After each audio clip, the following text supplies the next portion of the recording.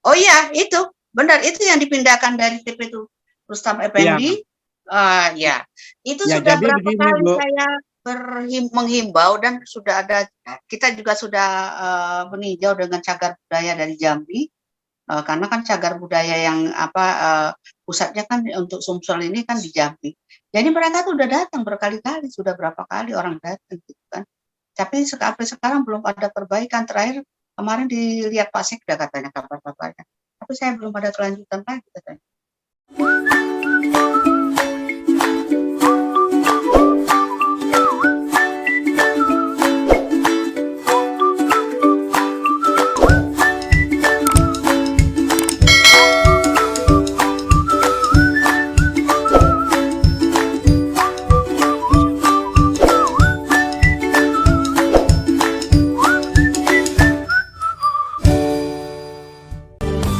Pada tanggal 23 Agustus. Jadi kemerdekaan kita di 17 Agustus 1945 itu di Jakarta untuk seluruh Indonesia, tapi yang untuk Palembang itu pada tanggal 25 Agustus Pak Akagani ditugaskan untuk membaca teks proklamasi di depan kantor Ledeng. Sekarang itu kantor wali kota. Jadi setelah Jakarta baru kita gitu. Dari seluruh Indonesia bahwa kemerdekaan ditunjuk oleh pusat Palembang, setelah itu daerah-daerah lain. Jadi gedung itu namanya kantor Bunsebu, kantor wali kota kalau zaman Jepang namanya itu. Kira-kira itu Pak Ade. Jadi itulah sekelumit tentang bagaimana kiprahnya Pak Akagani tentang kemerdekaan. Jadi berhubungan dengan ulang tahun Kota Palembang. Jadi saya ingin sekali bahwa masyarakat Kota Palembang itu tahu bahwa Pak Akagani juga ikut andil untuk kemerdekaan. Jadi juga untuk bagaimana Palembang ini diselesaikan dan diakhiri oleh penjajah dari Jepang maupun Belanda dan oleh sekutu begitu. Jadi Pak Akagani juga mempunyai napak tilasnya juga tentang Palembang bahwa dia di situ ada satu rumah Palembang bentuk rumah dinas yang dulu sekarang di jalan TP Rustam Effendi, sekarang jadi pertokoan Megaria. Disitulah ada Bung Karno juga menginap di sana selama 2 bulan lebih. Nah, tapi rumah itu sekarang sudah dipindahkan ke Jalan Merdeka di sebelah kantor veteran. Jadi mungkin sekilas dulu tentang Pak Akagani. Nah, jadi keterkaitannya dengan Kota Palembang juga dengan kemerdekaan yang telah dilakukan oleh Dr. Akagani. Ya, baik Bu, menarik ya Bu ya. Sebetulnya cerita sekilas mengenai pahlawan nasional dari Sumatera Selatan kita, salah satu yaitu Pak Mayor Jenderal TNI Dr. Akagani. Oh, untuk diinformasikan juga ya di Palembang itu ada 2 pahlawan nasional ya. Tadi yang satu tadi Pak Akagani, yang kedua adalah Sultan Mahmud Badarudin II ya. Yang pertama Pak Sultan Mahmud Badarudin, yang kedua Pak Akagani. Ya, Bu. Oke Bu, menarik Bu tadi Bu yang Ibu paparkan sedikit mengenai Pak Akagani. Berarti beliau ini adalah pejuang kemerdekaan ya Bu ya, bisa dibilang dari angkatan 28, jadi merumuskan Sumpah Pemuda. Ya, dari awal berarti dari pembentukan Sumpah Pemuda dia sudah aktif gitu ya Bu ya. Dan dia banyak berkecimpung di Sumatera begitu ya Bu ya dalam perjuangannya ya. Benar. Jadi orang Sumatera, tapi dia orang Sumatera Barat, tapi dia lebih dari Sumatera Selatan. Perjuangannya memang dia mencintai Sumatera Selatan. Iya betul. Karena dia pun kalau dia lawatan ke luar negeri selalu dia baca tentang Palembang. Jadi Palembang itu sudah sangat terkenal. sudah terkenal dari bahasa Inggris, Belanda, dan Jerman. Jadi buku-buku beliau itu banyak tentang Palembang itu melalui buku-buku. Jadi saya tahu, oh, Sultan Mahmud Badarudin itu gedungnya yang sekarang jadi SMB 2 depannya begini gitu. Terus kantor ledeng itu sebelum jadi sekarang itu begini. Jadi gambar-gambar Stanfax, dulu Pertamina, Masjid Agung. Jadi semua itu tertuang di dalam buku itu. Jadi saya bilang, oh beliau ini jadi mungkin pada saat beliau, karena dia kan utusan perdamaian di Havana, Kuba kan, untuk memperebutkan Irian Barat. Jadi di situ beliau mendengarkan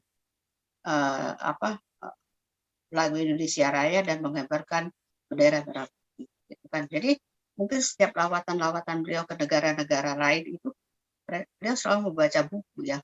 Wah, sangat-sangat Palembang itu sudah sangat terkenal dengan peta-petanya itu, Pak. Waduh, sampai campur sekali. Iya, mungkin orang tidak terpikir ya bisa Palembang itu sudah dibikin oleh orang Belanda, oleh orang Inggris gitu kan. Peta tentang Palembang sangat luas dengan semua komoditi itu semua lengkap. Ada sawit, batu bara, lumbung padinya gitu kan, pupuknya. Jadi semua mereka mungkin itu ya inspirasi Pak Kagani untuk memajukan Palembang dan harus Palembang lebih maju dari daerah lain gitu. Itu sebenarnya cita-cita beliau. Ya, bagus. Berarti beliau itu memang pergaulannya juga udah luas ya Bu ya, sampai ya, malah, 30. Kalau nggak salah dulu saya pernah cerita pernah dapat informasi kalau Pak Kagani itu dulu juga pensuplai baju-baju untuk tentara ya Bu ya, dengan menjual di Singapura itu ya Bu ya, benar ya Bu? Ya, sama penyelundup. Iya, dia dianggap sebagai penyelundup ya. Ya, jadi ada salah satu bintang gerilyanya itu yang dibelikan dari warga Sumsel, Sumatera bagian selatan, dia jual itu karena punya membeli sandang pangan. Itu yang itu menarik Bu, memang Bu. Sampai sekarang itu kan mungkin benda-benda yang ada di milik Pak Akagani yang selama dia berjuang atau buku-bukunya ya Bu ya. Salah satunya tadi Ibu ada bikin buku ya Bu. Ada, cuman sayang saya tidak bisa merayakan pakai lightingnya karena persiapan memang sangat-sangat mendesak walaupun sudah hadir, tapi karena ada beberapa kegiatan jadi saya terlupa terabaikan. Sampai ada bantu saya, lain kali Oma ini harus begini, layarnya harus begini. Ya nggak apa-apa Bu, ini kan mungkin Ibu kan jarang ikut Zoom ya, biasalah itu ya. Saya aja ini baru-baru ini. Saya kalau ikut Zoom biasanya dipersiapkan oleh staf. Oh iya. Karena malam, jadi kan harusnya saya harusnya di museum, alat-alat semua di museum. Betul. Tadi Ibu bilang museum ya Bu ya. Bisa diceritakan sedikit Bu tentang Museum Akagani Bu, gimana Bu? Lokasi, tempat, dan jadi apa aja? Museum Akagani itu, Pak Akagani itu setengahnya tidak dipercayai orang masyarakat Palembang ya, karena untuk mencapai pahlawan nasional itu ada bukti otentik apa benar sih Pak Akagani ini berjuang gitu. Apa yang dia pernah lakukan, jabatan apa yang dia terima, perintah apa yang dia terima. Akhirnya kita itu sampai satu berangkas itu, berapa lagi itu dokumen Pak Akagani kita keluarkan semua dokumen untuk kita paparkan kepada akademisi, para eksekutif, para DPR, para dari Kodam maupun dari internal budayawan, begitu kan. Akhirnya setelah ada bukti otentik itu kita kirim ke Jakarta, di ACC sama orang-orang Kemensos Palembang, Sumsel. Akhirnya Pak Akagani dapatlah pahlawan nasional pada tahun 2017. Jadi itu barang itu banyak kan, karena memang rumahnya sangat besar. Karena dibangun tahun 1952. Karena Pak Akagani ada 3 rumah, satu di 15 Siril, dekat pabrik kopi roda, sebelahnya sekarang jadi Bank BRI, yang di TPR Rustap Effendi, yang ketiga ini rumah ketiga Kalau di Sumsel, kalau di Jakarta rumah dinasnya yang sekarang dipakai oleh wanita internasional di Menteng. Hmm. Di Jadi kalau di Palembang museumnya itu lokasinya di mana itu? kalau lokasi museum itu di Jalan MP Mangkunegara, belakangan SPBU, BLKI. Jadi di Oh, Kelurahan Sukamaju, Sako Kenten. Jadi itu rumah lama. Jadi kita semua barang-barang itu kita bikin ada dana sedikit. Jadi kita susun dengan rapi untuk dipamerkan kepada masyarakat. Ya sayang kan daripada ditumpuk-tumpuk. Jadi rumahnya betul, juga Bu. tidak ada yang nempatin gitu kan. Jadi kami Betul, Bu. menjadikan Betul, museum Bu. dengan identitasnya Ya. dari Kemendikbud diberikan izin dan semuanya 2014 operasionalnya. Tapi itu tidak ada Alhamdulillah. subsidi dari pemerintah. Jadi kita Wah, betul-betul mandiri. Tapi nggak waduh. apa-apa. Walaupun saya sudah berusaha, walaupun beberapa pejabat Palembang, baik gubernur maupun semua sudah ke situ, cuman ya masih mungkin saya nggak tahu di mana letak salahnya itu. Ya, tapi kami tetap berusaha semangat lah. Semangat Pak Akagani kan harus berjuang mendapatkan sesuatu memang tidak mudah mungkin ya. Jadi ya, Betul. jadi subsidi sendiri gitu. Tapi tetap berjuang supaya pemerintah bisa membuka mata bahwa museum ini bukan hanya milik keluarga sebenarnya kan. Ini juga aset pemerintah Sumsel. Karena perjuangan Pak Kagani dari membuat jalan tol, Unsri, Usri, dulu ada pabrik ban, gitu kan. Jadi banyak sekali yang dan pertama kali membeli pesawat Pioner untuk menyaingi KLM pada saat itu. Ya, betul. Jadi saya sebetulnya udah beberapa kali ke tempat Ibu ya, ke Museum Akagani itu ya. Tapi memang sayang sekali saya lihat kondisinya di pinggiran kota ya Bu ya. Benar. Dan karena di depan sudah ada kios bensin gitu kan. Jadi kayaknya ketutup gitu ya Bu ya. Tidak Betul. terlalu terlihat dari Ya. luar gitu ya. Saya sudah beberapa kali minta pada Pemda maupun Pemprov untuk tolonglah dipasangkan papan nama ya, supaya orang-orang bisa mengakses dengan mudah. Tapi kayaknya masih belum juga gitu, karena kita banyak kerjasama dengan pemerintah daerah. Ya.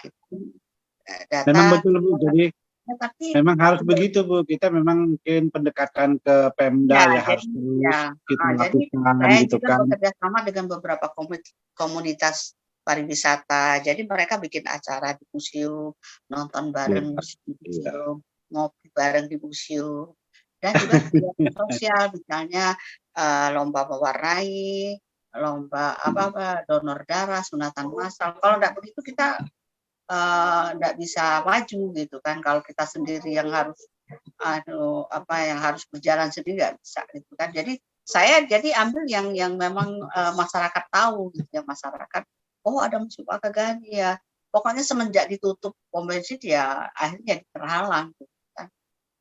Oh gitu. Alhamdulillah sudah mulai kelihatan ya Bu sekarang bentuk museumnya ya.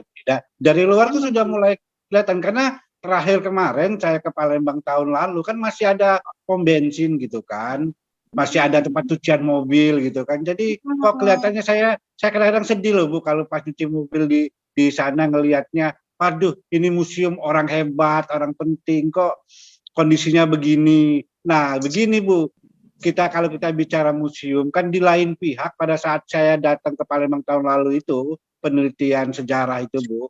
Nah, itu saya di di seminar saya sebelumnya saya pernah juga itu memperkenalkan sebuah rumah kayu besar sebetulnya ya, yang saya bilang itu dulunya adalah rumah Pak Akagani gitu kan. Ini Bu ya, kalau boleh saya share ini Bu. Ini benar ya Bu, rumah Pak Akagani bukan ini ya Bu? Iya, gimana? Ini ya, benar ini Bu. Oh iya, itu benar, itu yang dipindahkan dari TP itu Rustam Effendi. Ya, itu ya, sudah berapa begini, kali Bu. saya menghimbau dan sudah ada, kita juga sudah meninjau dengan cagar budaya dari Jambi. karena kan cagar budaya yang pusatnya kan untuk Sumsel ini kan di Jambi. Jadi mereka tuh udah datang berkali-kali, sudah berapa kali orang datang gitu kan. Tapi sampai sekarang belum ada perbaikan. Terakhir kemarin dilihat Pak Sekda katanya kabar-kabarnya. Tapi saya belum ada kelanjutan lagi katanya. Iya, belum. Ya, jadi gini Bu, pada beberapa Zoom kita sebelumnya, saya sudah mengungkapkan ini Bu. Saya sudah saya sudah share ke teman-teman kan, ke pejabat-pejabat di sana juga, mohon perhatian dengan rumah Pak Akagani ini gitu kan, karena saya lihat pertama rumah Pak Akagani ini tidak terawat gitu kan, kedua kondisinya memang harusnya rumah ini dipelihara sama pemerintah gitu kan, karena ini rumah bersejarah. Kalau nggak salah Ibu bilang tadi dulu waktu masih di Jalan TP Iskandar ya? Ya, TP Rustam Effendi.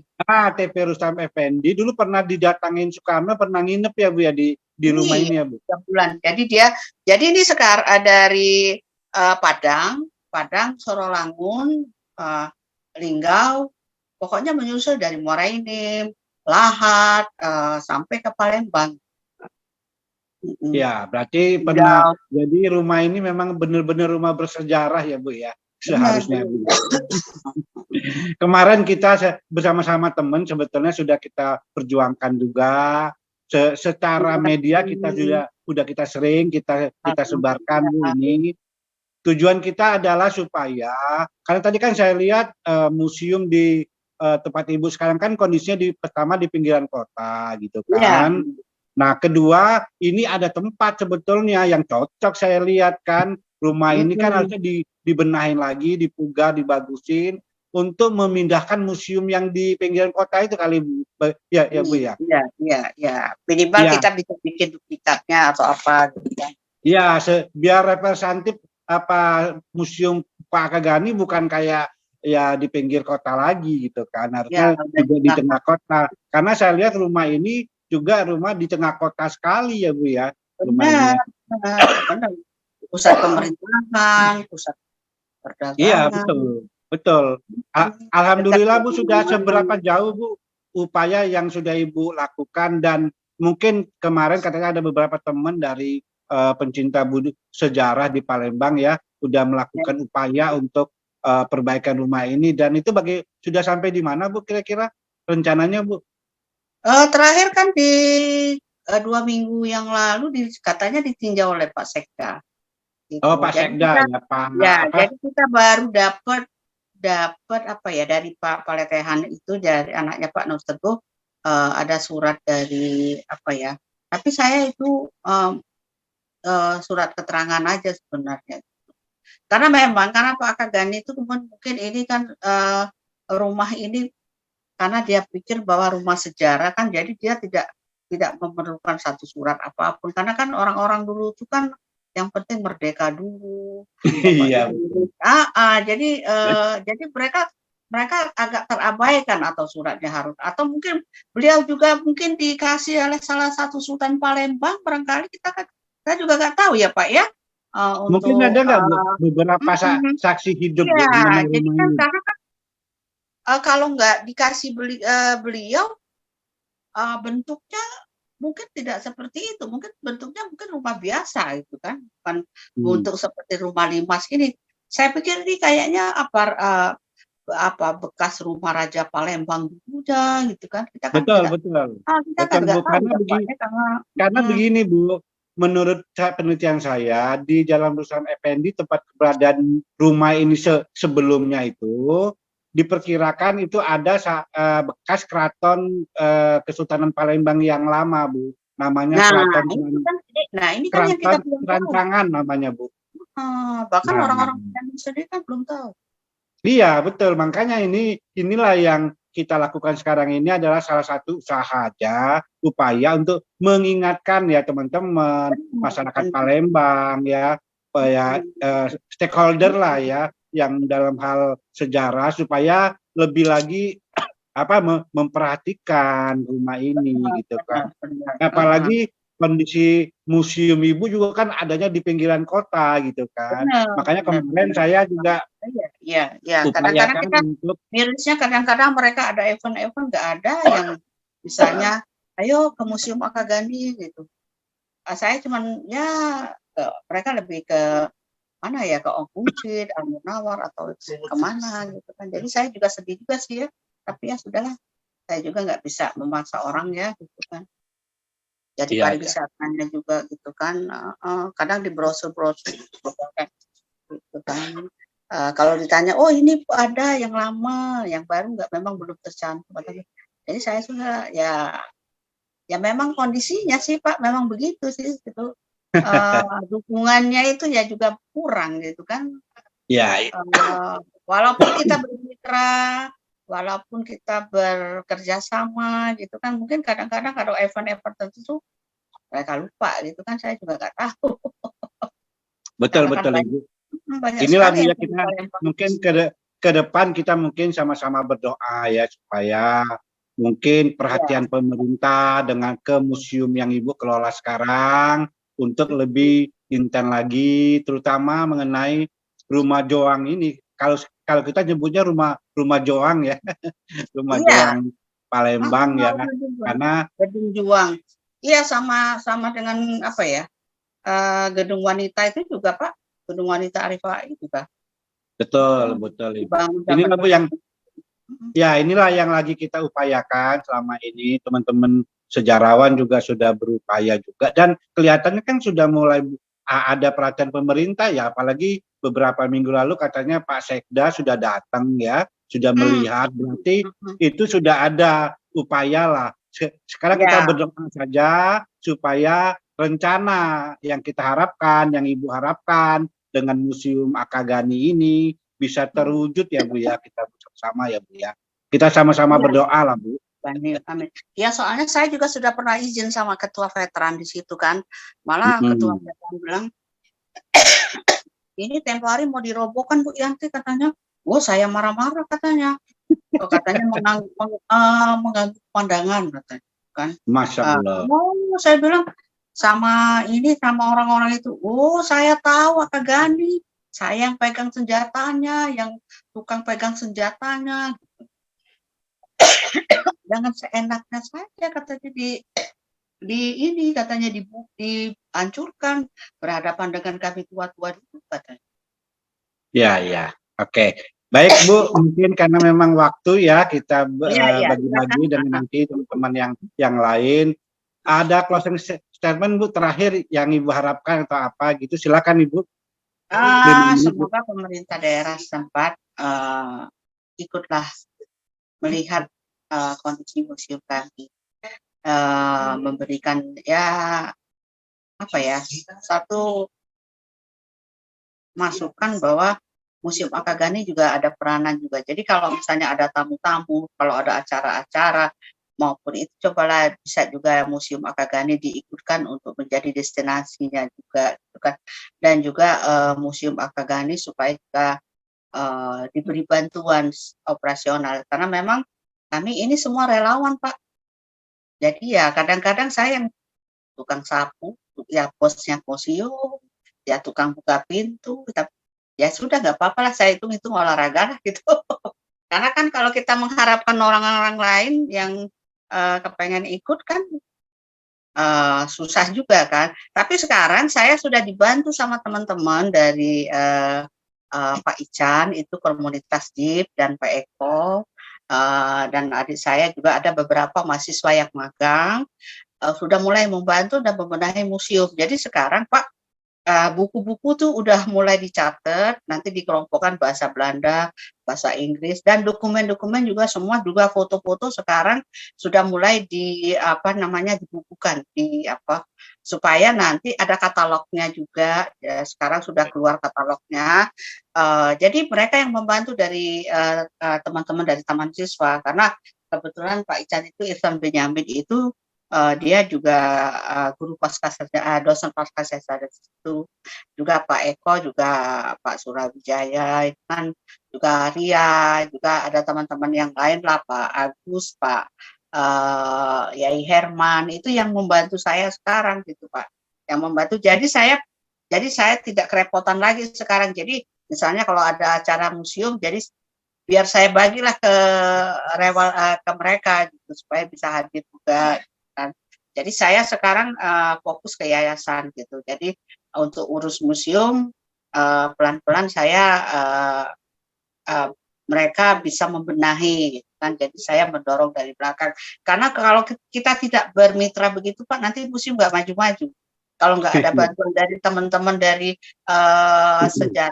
sejarawan, akademisi maupun pariwisata, kita nggak bisa maju. Kalau kita ego, mentang-mentang museum swasta ini punya saya, nanti nggak bisa maju. Karena kan kalau kita tidak terbuka kepada orang lain, kapan lagi kita langsung maju gitu. Jadi kita pelan-pelan.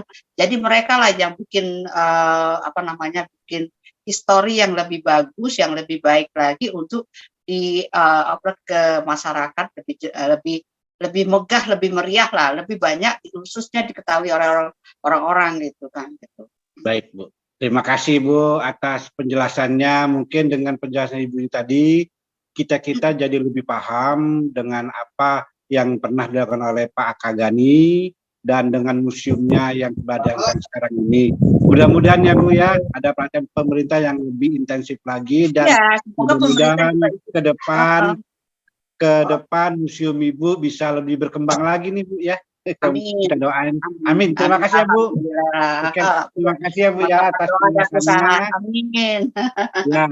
Terima kasih Bu ya, Bu Yanti.